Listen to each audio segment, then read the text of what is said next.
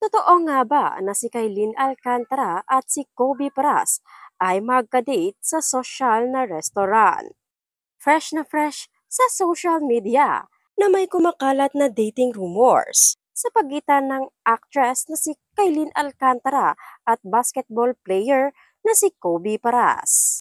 Ito ay matapos mapansin ng ilang netizens na tila magkasama ang dalawa sa iisang lugar dahil mukhang pareho ang POV ng kanilang ipinost recently.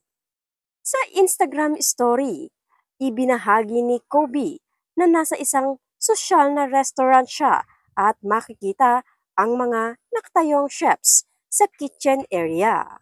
Sa IG account naman ni Kailin Alcantara, kapansin-pansin na may kapareho siyang picture kagaya sa basketball player. Pero ang kaibahan lang ay naka-zoom in ng kaunti yung sa kanya.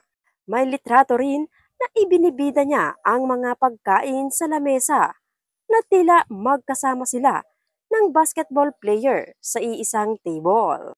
Sa comment section, may ilang netizens ang nagtanong sa aktres kung kasama nga ba niya si Kobe Paras sa restaurant.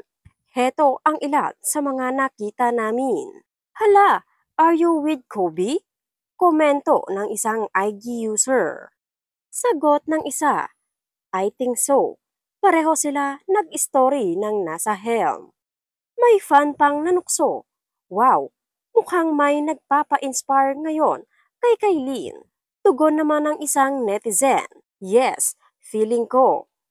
Kung matatandaan, si Kobe ay dating nakarelasyon si Erika Paturnak, ang anak ng batikang aktres na si Ina Raimundo.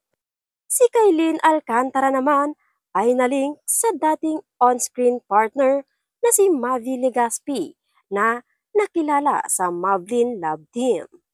Dahil sa kanilang closeness, maraming fans ang naniniwala na may something sila.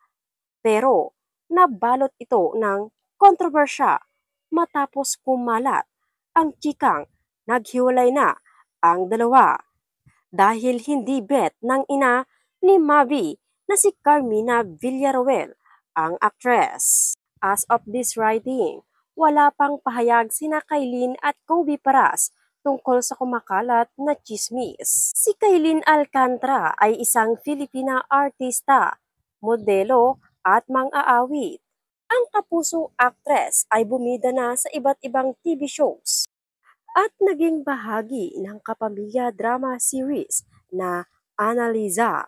Naging internet sensation din si Kailin dahil sa mga video compilations niya sa Musical.ly na in-upload niya sa YouTube. Ipinanganak ang batang actress noong September 3, 2002.